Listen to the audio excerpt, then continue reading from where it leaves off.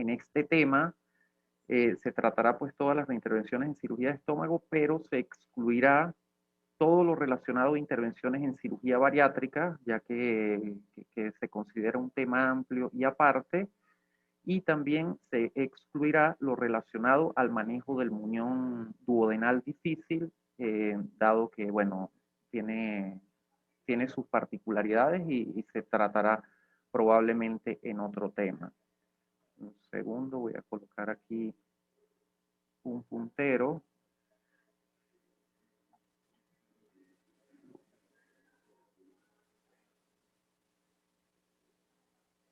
Ahí no, ya va. Un segundo, disculpen. Ok.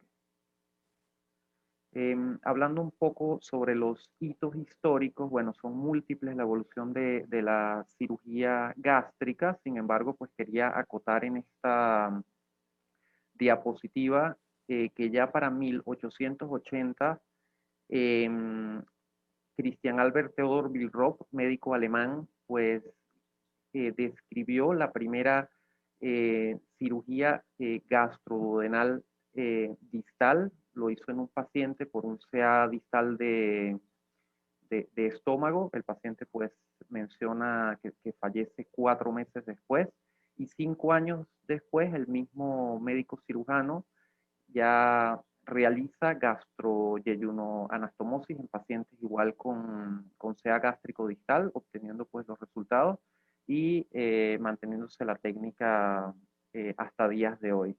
También pues dentro de la cirugía gástrica tenemos pues a estos personajes, Mikulicki Heinlein, Heinicke, que son conocidos por nosotros en los procedimientos de piloroplastias. Tenemos a Witzel, Stan, Haneway también ya para empezando el año 1900, que describen las gastrostomías. Y por supuesto el nacimiento de todo lo que es la cirugía mínimamente invasiva, la laparoscopia, a partir de los últimos años de la década de los 80. Bueno, esto algo como datos históricos. Ya para entrar en tema, tenemos que mencionar que la base de este seminario es el tratamiento en sí de las complicaciones de las gastrectomías. Por tal motivo, tenemos que dividir que las complicaciones van a ser intraoperatorias, posoperatorias inmediatas y tardías. Tenemos cada una aquí desglosadas, no las voy a nombrar todo y bueno, hay que tener en cuenta de que la mayoría de estas complicaciones en principio se manejan con tratamientos médicos y algún otro tipo de tratamientos que iré mencionando en las siguientes diapositivas, pero hay el caso donde se requiere la reintervención quirúrgica, que bueno, es el tema que nos tocó hoy. Dentro de las complicaciones, pues las más frecuentes siempre van a ser las hemorrágicas, hemorragia intraluminal, extraluminal. También tenemos las dehiscencias, las fugas, eh, pueden haber fugas de las esofagoyeyunostomías, del muñón duodenal, de las gastroyeyunostomías. También tenemos como causas de intervenciones quirúrgicas los síndromes obstructivos, las estenosis anastomóticas, las hernias internas, las obstrucciones de asa aferente. Y también trataremos el tema de las complicaciones dadas por las isquemias del remanente gástrico, aunque son poco comunes, como nombraré más adelante. Eso dentro de las complicaciones. Algo de generalidades, pues se dice que en las resecciones gástricas por patología benigna, el 7% se identifican complicaciones mayores y de 1.5 a 2.7% de mortalidad operatoria. Y ya para las gastrectomías total por cáncer se puede superar hasta el 5%, y esto se describe ya que en grupos con alta experiencia inclusive pues se mantienen en estas estadísticas. Hay que considerar también que el tipo de complicación también dependerá en mayor o menor medida de la resección, si es una gastrectomía subtotal, total, también debido al tipo de reconstrucción empleada, si vamos a usar un Billroth 1, Billroth 2, Jeder Rose o alguna intervenciones específicas que se mencionarán. Vamos a empezar entonces a desglosar lo que consideré colocar como primera complicación importante aquí, que es la isquemia. Ustedes van a ver que en estas diapositivas de cada complicación, pues coloqué ítem importantes. Por ejemplo, aquí lo dividí en 4. Se dice que la necrosis del muñón gástrico es igual a un muy mal pronóstico. También es debida en ocasiones a anomalías anatómicas vasculares. Haré algo de énfasis enseguida en esto. Ante duda, se debe dar siempre tiempo para evaluar la vitalidad del muñón. Esto es una de las recomendaciones de la literatura que leí. Y en algunos casos la reintervención consistirá, por ejemplo, en una gastrectomía total. Por ejemplo, aquí vemos la imagen, vemos un Billroth 2 y en dado caso de que presentemos una isquemia de muñón, deberemos convertir a una gastrectomía total y una esofagoyejunostomía como tal. Hay variabilidades anatómicas cuando hacemos la gastrectomía, que bueno, han sido múltiples estudios descritos, pero bueno, aquí por ejemplo, en esta literatura decía que puede ocurrir en los casos de que la arteria esofagocardiotuberositaria no nace de la arteria diafragmática y lo hace la coronaria estomática, la que se debe ligar de la salida del tronco celíaco cuando se opera por cáncer. Y si esta situación se suma a una esplenectomía, pues queda la posibilidad abierta de una necrosis de muñón. Más adelante mostraré una imagen de anatomía. Bueno, aquí está. Aprovecho de mostrar más o menos la referencia a lo que estoy hablando y menciono este artículo que conseguí. Aprovecho para mencionarlo de la revista colombiana, un artículo muy actual del 2020 donde titulan como gastrectomías laparoscópicas casi total con preservación de la rama ascendente de la arteria gástrica izquierda, aquí la vemos, y un 5% de remanente gástrico. Ellos se hacen la pregunta de si existe relación con las complicaciones en la anastomosis. Esto fue un estudio retrospectivo, hicieron gastrectomías radicales distales por sea gástrico, una muestra de 61 pacientes, y obtuvieron 10 complicaciones de estos pacientes operados, 8 con la anastomosis, de acuerdo a 3 estenosis, 4 filtraciones, una hemorragia digestiva superior y unas colecciones. Como pueden ver, pues no hay complicaciones en estos pacientes de isquemia. Entonces, ellos concluyen con que no se encontró relación entre la preservación de la rama ascendente de la arteria gástrica izquierda con la presencia de complicaciones. Esto ya hecho por cirugía laparoscópica, entonces llama la atención, bueno, y es una opinión personal de que, bueno, algunos tipos diferentes de abordaje, pues a veces hacen modificar también paulatinamente las técnicas quirúrgicas que tenemos habitualmente y pues se estudian para tener eh, resultado adecuado de ello. Bueno, hablando de otra de las complicaciones que podrían llegar a ser quirúrgicas, la hemorragia. Dentro de las hemorragias, pues tenemos que saber que las hemorragias pueden ser intraluminales y extraluminales.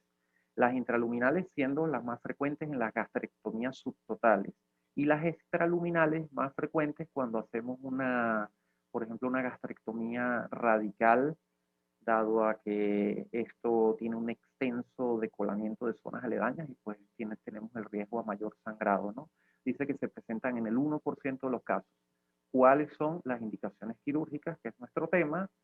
Que haya una hemorragia persistente y o la inestabilidad hemodinámica del paciente. ¿Cuáles son unas de las recomendaciones?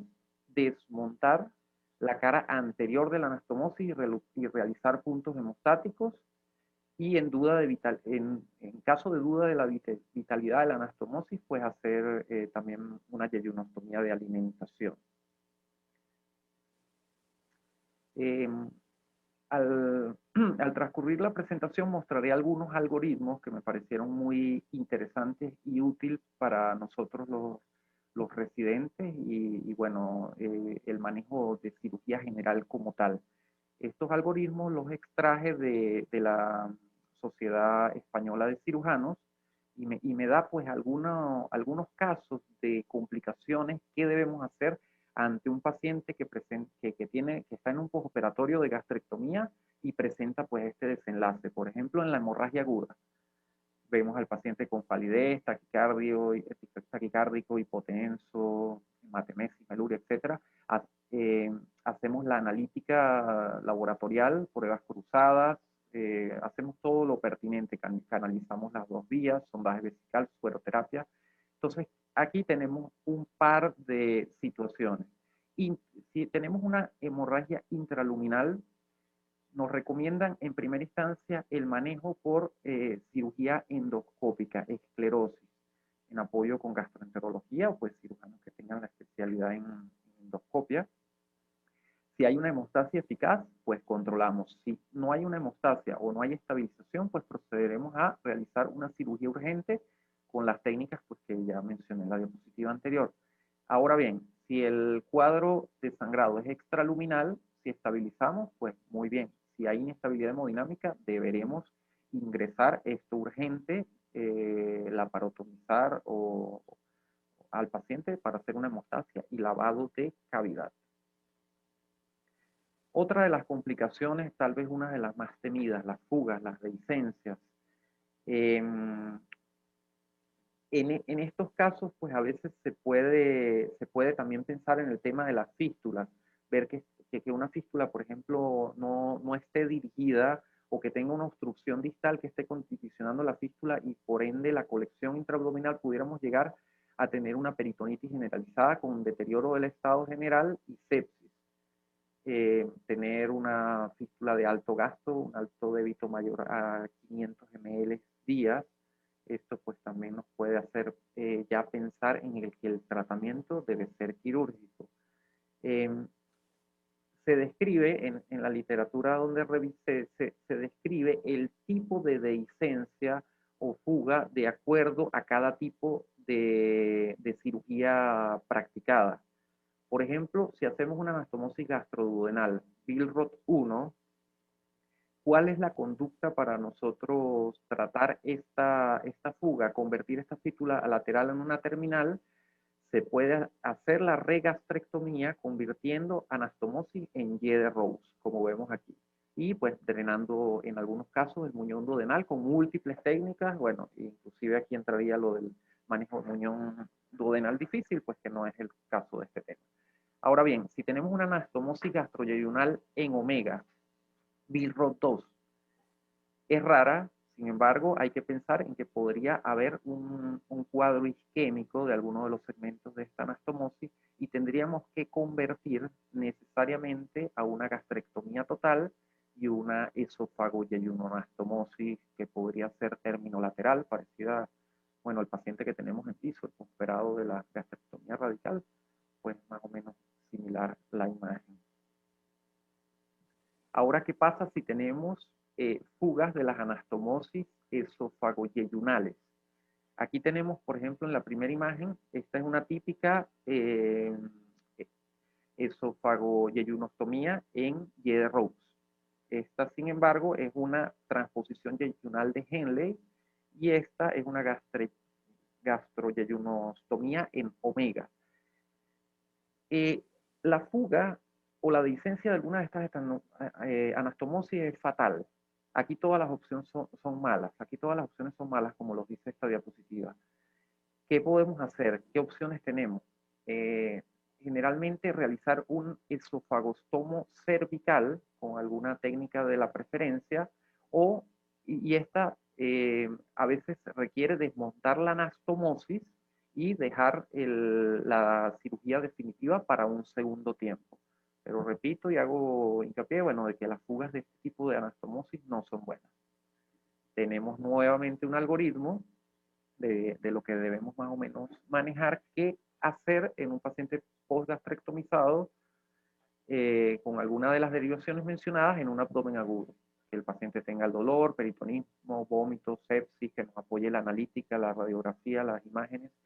Si tenemos una obstrucción distal, una hernia interna, por ejemplo, hablando un poco de las hernias, aprovechando las imágenes de este segmento, aquí tenemos la gastroyeyunostomía retrocólica. esta tiene la tendencia a que se haga una asa herniada en algunos casos en este segmento, y bueno, esto es inevitablemente quirúrgico.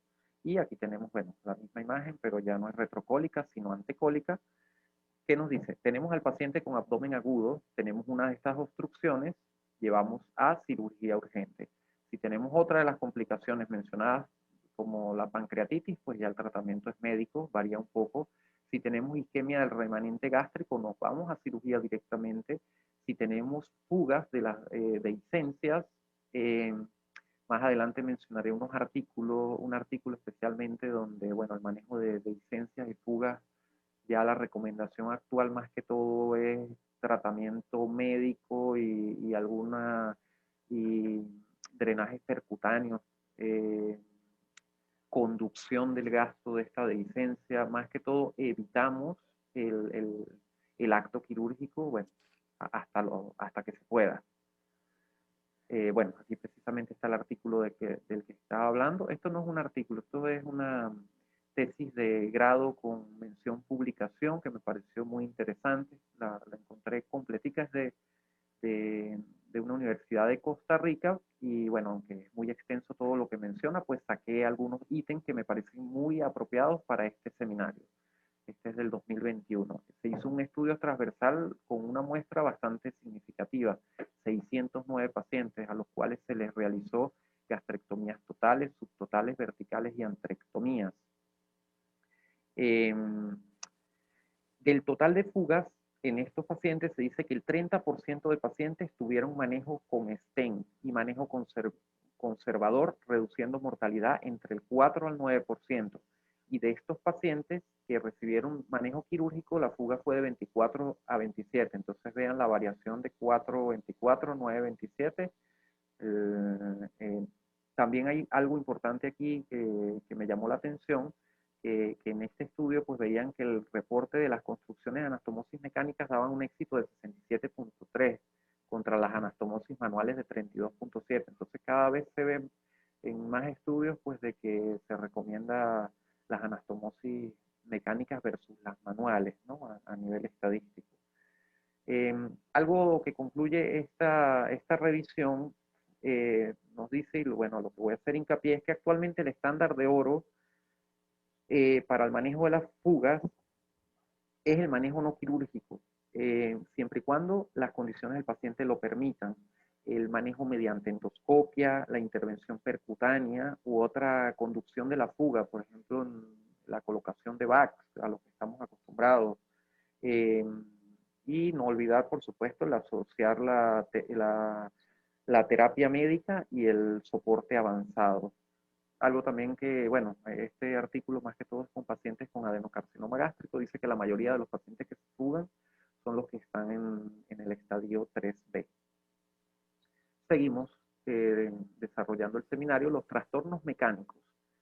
Ya había adelantado algo sobre las hernias, pero bueno, hay algunas otras causas, por ejemplo, la invaginación yeyunogástrica, la torsión de las anastomosis, eh, las lesiones incidentales, mala praxis, las suturas que incluyen ambas caras de la anastomosis. Esto también pues, es una causa de un trastorno mecánico. Esto se confirma generalmente por estudios radiológicos contrastados. Y bueno, amerita las reintervenciones. Aquí tenemos, por ejemplo, una buena imagen también de lo que sería una adherencia obstruyendo el yeyuno en una de estas gastroyeyunos, pues que condicionan también trastornos obstructivos. Tenemos otro algoritmo. ¿Qué pasa si vemos al paciente con vómitos postoperatorios en la gastrectomía? Vómitos persistentes. Bueno, ya siguiendo el desenlace de lo que sería una obstrucción. El paciente debería estar en dieta absoluta, valor nutricional parenteral, colocar la sonda, por supuesto. Si lo resolvemos, bien, gracias. Si no lo resolvemos, endoscopia digestiva, alta de tránsito digestivo con gastrofín, es la recomendación que nos dan estos españoles.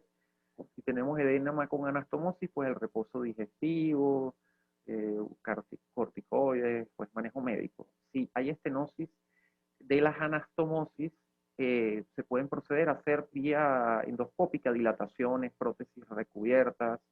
Si hay defectos de la anastomosis, calibre reducido, mala posición, invaginación yeyunogástrica, etcétera, pues debemos reintervenir.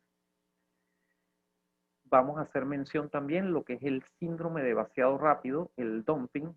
En este caso, pues recordando para todos que se caracteriza por un conjunto de síntomas postprandiales, digestivos y vasomotores. Más o menos la fisiopatología de este cuadro consiste en que el pasaje rápido del contenido hiperosmolar provoca el desplazamiento brusco de líquidos desde el compartimento vascular con una hipovolemia relativa. Esto produce alteraciones electrolíticas, produce cambios fisiológicos, disminución del volumen plasmático, taquicardia, alteración de la presión sanguínea, hipocalemia, hipoglicemia. Siempre se ha descrito que el tratamiento en este síndrome pues principalmente es insistir en todo el tratamiento médico que se cumpla. Disminuir los líquidos ingeridos, los hidratos de carbono, indicar tratamientos anticolinérgicos, análogos de somatostatina, etcétera. Sin embargo, llega el momento donde el cuadro ya es refractario y necesitamos algún tratamiento más radical. Aquí, por ejemplo, vemos una imagen de un Billroth 2 y, bueno, nos da la opción de convertir a un Billroth 1. Todo está relacionado, pues, al tamaño de la boca anastomótica y el paso de contenido gástrico, pues, al yeyuno. Entonces, si reducimos, pues, esta boca, pues, podríamos tener un mejor desenlace. También hay otro tipo de intervenciones. Por ejemplo, la creación de una bolsa intestinal, POT, como la vemos acá. También tenemos la interposición de un segmento de intestino entre muñón gástrico y duodeno. Y bueno, la conversión a Jeder-Roux también es uno de los métodos con mejores resultados, ¿no? Seguimos. También tenemos otra complicación, la gastritis por reflujo alcalino. En estos casos se dice que se confirma por endoscopio. En el endoscopio ven pues una gastritis, las mucosas erosivas, congestivas, sangrado. La refractariedad al tratamiento y los casos graves tiene indicación quirúrgica, como en todas las otras complicaciones que más o menos hemos mencionado. Siempre tratamiento médico y si no funciona, pues tratamiento quirúrgico. El mejor procedimiento en este caso es la conversión a Jeder-Roux. Otra opción es interponer un asa de Henle. Interponer un asa, lo que denominan ellos como la técnica Henle. El síndrome de asa aferente. Vemos aquí que es una complicación pues también temida. Esta se confirma por estudios radiológicos. Por ejemplo, aquí en esta placa contrastada vemos aquí el contenido de contraste en estómago y la acumulación aquí, una gran radiopacidad que se ve aquí en el contraste acumulado. Y aquí ya en el dibujo esquemático vemos pues como hay esta dilatación que puede producir una obstrucción del estoma proximal, puede producir un estallido del muñón duodenal, una úlcera resecada y una necrosis. Esta imagen pues es bastante representativa de las complicaciones de una asa aferente. En casos refractarios, intervenir. Se podría pensar en, si es posible, conversión a Billroth 1 o modificar la boca de un Billroth 1, si es que se podría realizar.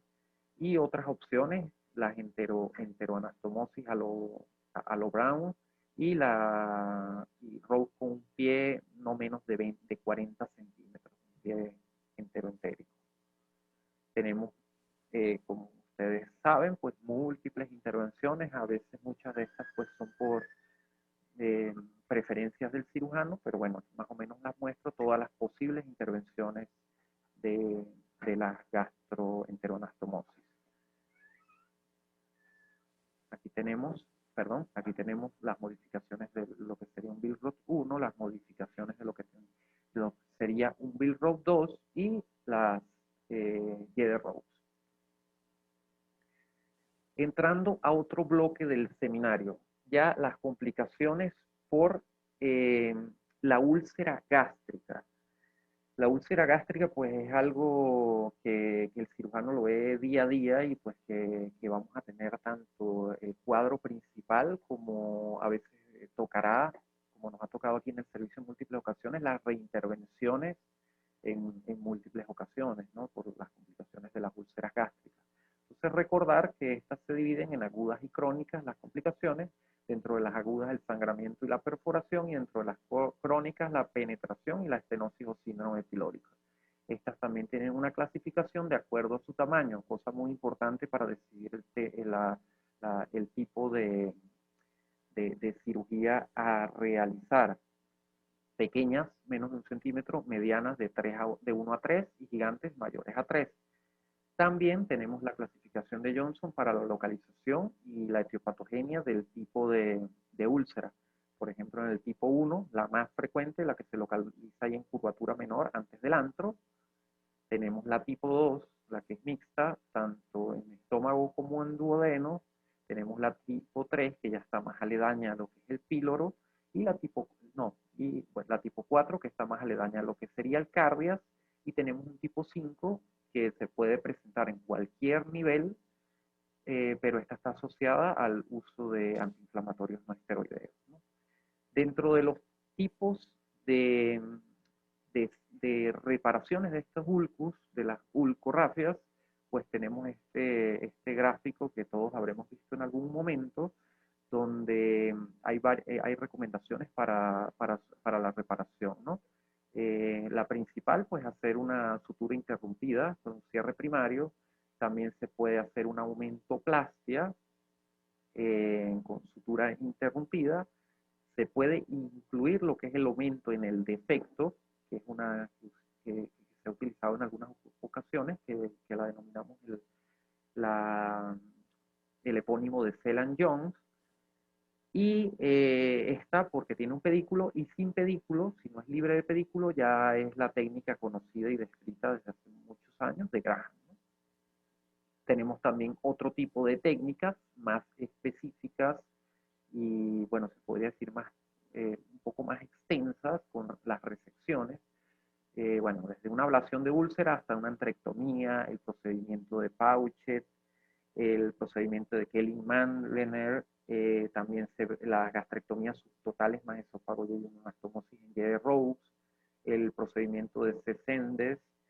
Se dice que más que todo se prefiere en la unión subcardial realizar la Pauchet, y en las úlceras cardiales o yuxtaesofágicas se realizaría la Kelly-Mandlener más excisión local, más la vagotomía y el drenaje, por supuesto. Unas recomendaciones que me pareció interesante, esto lo saqué de algunos trabajos anteriores, pero bueno, lo quise incluir aquí en esta presentación nuevamente, es las recomendaciones que dan para el abordaje para estas rafias de úlceras. El abordaje puede ser laparoscópico o laparotomía, esto depende de la experticia del cirujano, ¿no? Aunque por muchas razones pues se prefiere la laparoscópica, como ustedes saben, ¿no? El tipo de cierre dice que no existe consenso mundial. El tipo de si se hace una aumentoplastia o un parche mental tampoco existe consenso mundial. Se recomienda una irrigación siempre de cavidad de 6 a 10 litros, inclusive hasta 30 litros. Me parece un poco exagerado, pero bueno, lo han utilizado. El uso de drenaje dice que en Estados Unidos el 80% de estos cirujanos y Reino Unido no dejan drenes. Bueno, esto también atribuido a que ellos tienen estudios de imagen pues más a la mano, ¿no? Yo creo que no, esa puede ser la causa. Y la cirugía definitiva dice que también que el 80% de los cirujanos deciden no hacer en la primera intervención la cirugía definitiva. Este algoritmo es para las reintervenciones en la úlcera, eh, úlcera gástrica, ¿no? Recuerden lo que les dije al principio, que estamos excluyendo todo lo que se refiere a duodeno, aunque bueno, aquí menciona un poco. ¿Se acuerdan? Les mencioné de que las úlceras las dividíamos en pequeñas, grandes y gigantes. Va de acuerdo a esto, pues vamos a tener un tipo de tratamiento. En las pequeñas, basta con hacer una sutura interrumpida, podríamos tener un buen resultado. También podemos hacer suturas interrumpidas más el parche de Celan-Jones o el plug de Graham. Y de fallar, pues se puede repetir otro tipo de parche, ¿no? En las grandes, y más que todo, bueno, duodenales, los parches serosoyeyunales, a veces un tipo de cirugía que podría solucionar en muchos casos el cuadro de reintervenciones. Y en las úlceras gigantes siempre vamos a preferir pues la resección con todas las cirugías que hemos mencionado en las diapositivas anteriores. Hablando un poco sobre la estadística, tenemos que, esto es en relación a las úlceras gástricas perforadas. En este periodo se ha visto 19 pacientes, relación hombre-mujer de 10 a 2, siempre el hombre más, y una edad promedio de 48 años. Aquí vemos que hubo un tiempo de evolución promedio de 5 a 168 horas antes de un promedio de 44 horas antes de llevar a mesa operatoria. Recuerden que esto, pues, la úlcera gástrica perforada, pues, inicia muy súbitamente. El paciente siempre con el deterioro clínico y los signos de irritación, pues, es un cuadro que en muy pocas ocasiones pasa desapercibido. Ya cuando vemos este tipo de abdomen de bulbo péptico, pues es quirúrgico la mayoría de las veces. Por eso vemos también este segmento de la estadística, que la impresión diagnóstica de ingresos fue en el 95%, ¿no? Muy certero. Se dice que la intervención realizada, se realizaron epiploplastias de Graham en 18 pacientes y una ortografía simple en uno. La mayoría de las ulcus que se vieron fue Johnson 3 y 2 5. El tamaño de la lesión, la mayoría es grande, una gigante. Y hubo una mortalidad de 0, pues, en este tipo de estadísticas. También se extrajo esta tabla control de todas las gastrectomías que se han realizado en estos años, un total de 40 gastrectomías. Por supuesto hay que indagar qué tipo de gastrectomías es y la evolución de estos pacientes, pero solo con este numerito pues podemos ver que no son pocas, son varias. Conclusiones, ya terminando el tema, cosas que hay que recordar. La derivación, pérdida de la inervación vagal y o ablación del píloro interviene en la patogenia de muchas complicaciones acordadas en este tema y con posibilidad a reintervención. Con cada procedimiento se generan anormalidades en las funciones motoras, alterando la fisiología como reservorio, la función mecánica digestiva y de transporte. Con relación a las fugas, el estándar de oro es el manejo no quirúrgico, las fugas, las licencias. Esto en pacientes cuya condición permita el manejo por endoscopia, intervención percutánea u otro método para conducción para el control del foco séptico, BAC, a su vez asociada a terapia médica y soporte avanzado. Bueno, aquí damos fin a la clase académica de hoy. Entramos en el segmento de la discusión. Primero los adjuntos y, bueno, posteriormente algún residente si quiere hablar.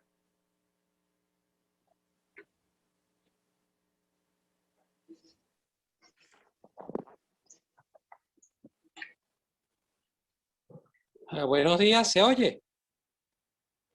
Sí. Bueno. Buenos días. En relación a este tema, muy poco tiempo para revisarlo. En realidad, pues se me presentó esto muy a la última hora. Bueno, se repite lo que siempre se ha dicho, que no debe aceptarse seminarios impuestos porque se trasladó uno, hubo otro que estaba una rotación, entonces el que sigue, eso es, no sé cuándo se irá a acabar, pero bueno, ya eso no me compete esa parte.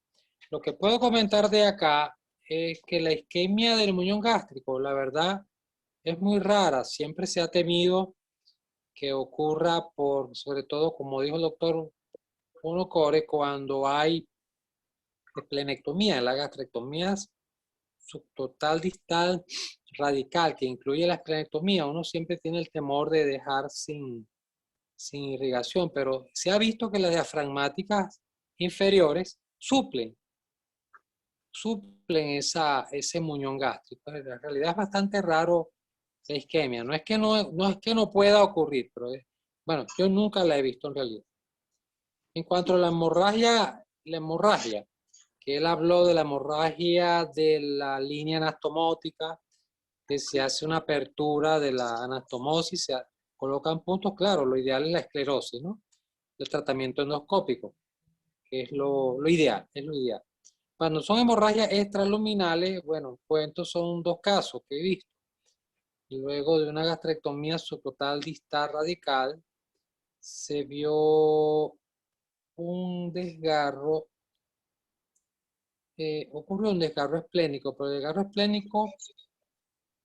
desgarro esplénico se yuguló, no hubo la hemorragia en el momento, pero a los 8 días el paciente presentó vómitos y el vómito parece que terminó de desgarrar la precaria, el precario desgarro esplénico se transformó en gran desgarro esplénico. Por el esfuerzo intraabdominal es increíble e hizo una hemorragia interna de ese desgarro esplénico. Podríamos hablar de una hemorragia tardía, ¿no? Contra 8 días. Es posible eso, ¿no? El desgarro esplénico, por eso hay que estar bien pilas, bien mosca cuando uno hace la gastrectomía, la parte proximal hacia la curvatura mayor, con el ligamento gastroesplénico. Pues esa es la causa, la demasiada tracción de ese ligamento gastroesplénico o alguna lesión por alguna valva o la mala separación del órgano esplénico, pues puede inducir o mucha tracción a veces de la parte izquierda del epiplón mayor que puede estar adosado a la cápsula esplénica y ocurren esos desgarros esplénicos. Entonces, ¿por qué lo digo? Pues esa hemorragia extraluminal pues, es prevenible, pues hay que tener mucha delicadeza en esa parte. Otro caso que vimos hace tiempo fue un hematoma como hemorragia extraluminal, pues los hematomas del mesoyeyunal. Cuando uno lleva el asa, cuando uno hace la división entre asa aferente y asa eferente del yeyuno a 40 centímetros del asa fija, para hacer la Y de Rux hay que tener mucho cuidado en ese mesoyeyunal. Ver bien las arcadas vasculares, ligar muy bien las ramitas para que no ocurra ese hematoma del mesoyeyunal, que es una causa de hemorragia extraluminal que el doctor no nombró. En cuanto a las pancreatitis, que ahí habló de pedir amilasa, y etcétera, etcétera, todo el cuadro diagnóstico, vimos una vez un caso y eso fue por no prestar atención a la vesícula biliar. Fue una gastrectomía subtotal distal por una enfermedad benigna y nosotros vimos, yo reconozco que fue un error, vimos que la vesícula, aunque no tenía cálculos palpables, parecía una vesícula tensa, no propiamente por ayuno, una vesícula tensa de paredes gruesas. Nosotros no le prestamos atención a eso, hicimos nuestra gastrectomía y salió bien, bien todo, chévere, 8 días postoperatorio bien. La paciente se come un chocolate y le da una pancreatitis. Tuvimos que reintervenir y la pancreatitis fue cefálica, solo de la cabeza pancreática y eso obstruyó la gastroyeyuno anastomosis. Tuvimos que hacer un bypass entre estómago y otra nueva asa yeyunal para no meternos con ese proceso inflamatorio de la pancreatitis cefálica. Caso raro, pues anecdótico. En cuanto a la gastritis por reflujo alcalino, pues siempre que se haga una buena Y de Rux, a sus 40, 50 centímetros de distancia de la anastomosis gastroyeyunal o esófago yeyunal, de la yeyuno, no debería ocurrir. Las últimas que vimos fue cuando antes de hacer gastrectomías totales, hacíamos gastrectomías proximales. Ahí sí veíamos la gastritis por reflujo alcalino. Aunque yo no sé por qué metió la úlcera péptica, la úlcera gástrica, no sé por qué están metidos en este tema, pero bueno, ya que lo mencionó, no es tema de seminario, no lo entendí así. Hablan de la úlcera gástrica como abdomen agudo quirúrgico, claro está, pero a veces hay casos anecdóticos de úlceras gástricas o duodenales que se perforan, pero se bloquean espontáneamente por el epiplón vecino. Entonces se habla del tratamiento médico de la úlcera gástrica aguda perforada, que no es la conducta de una úlcera ya con peritonitis declarada. Pero son aquellos casos donde ustedes van a ver pacientes, sobre todo jóvenes, Con el cuadro típico de la úlcera gástrica perforada, le hacen su radiografía, ven el signo de Joubert radiológico, pero el paciente después mejora espontáneamente. Ok, entonces lo que se coloca es una sonda nasogástrica, se deja 2 o 3 días hospitalizado. Ok. En cuanto al manejo de endoscópico de las fugas, pues, de colocar stent, pues se ve que eso se ha aprendido de la cirugía bariátrica, porque cuando ustedes entran en las conferencias sobre complicaciones, sin ser uno bariátrico, pero uno es interesante las complicaciones de la cirugía bariátrica, de las fugas, de los procedimientos que ellos hagan, siempre el manejo ha sido predominantemente endoscópico y me imagino que es de allí donde se ha aprendido el manejo endoscópico en la fuga de nuestras gastrectomías tradicionales, bien sea subtotales o distales. Bueno, por ahora más nada, dentro de todo, pues muy bien el doctor Juan, pues, buena dicción, poco y el tiempo breve, que se agradece en realidad. Lo de no meter las complicaciones del muñón duodenal, del manejo del muñón duodenal, bueno, me parece prudente porque tal de pronto se hubiera extendido más o de pronto eso hubiera suplantado el tema de hablar de úlcera gástrica, pues, porque no era el seminario. Pues. Bueno, es lo que yo opino. Se oyen otras opiniones, colegas.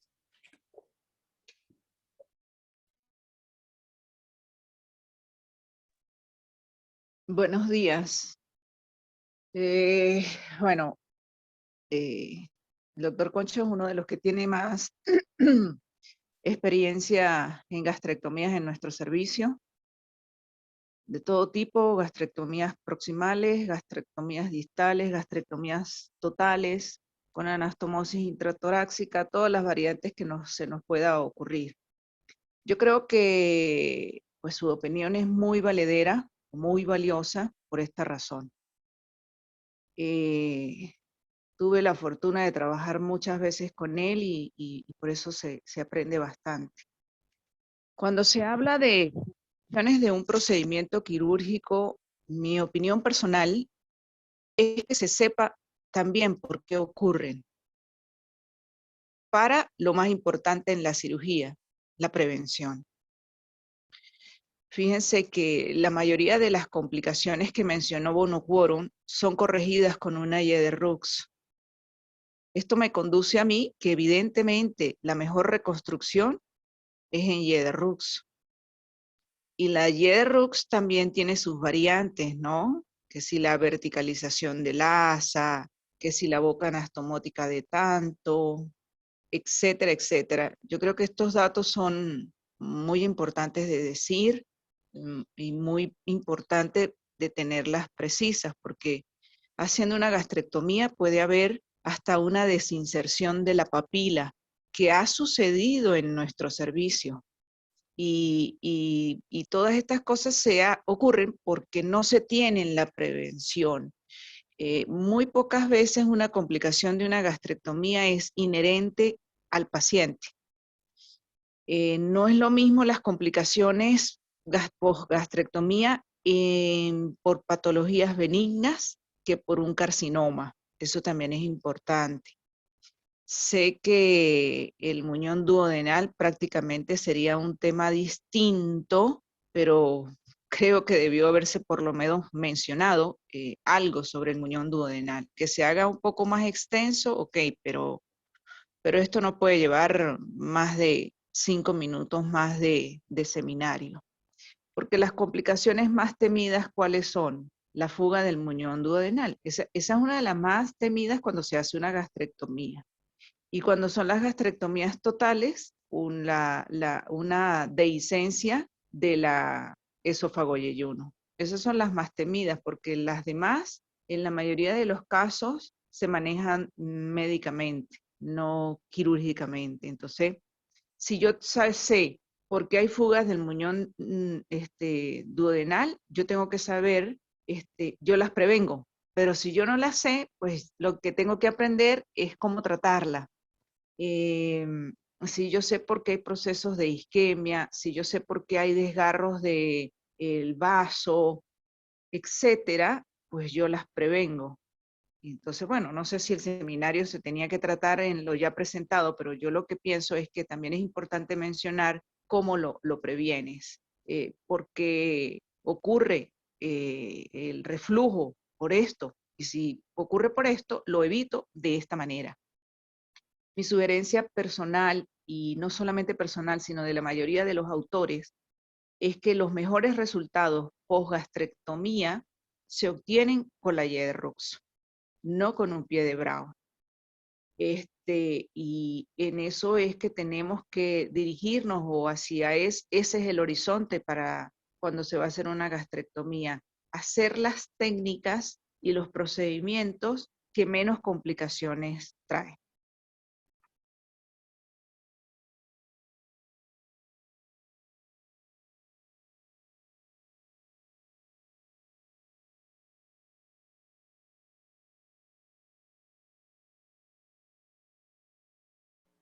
Entendido todo muy bien, muy necesaria todas las intervenciones que nos han aportado los especialistas. ¿Alguien más quiere participar?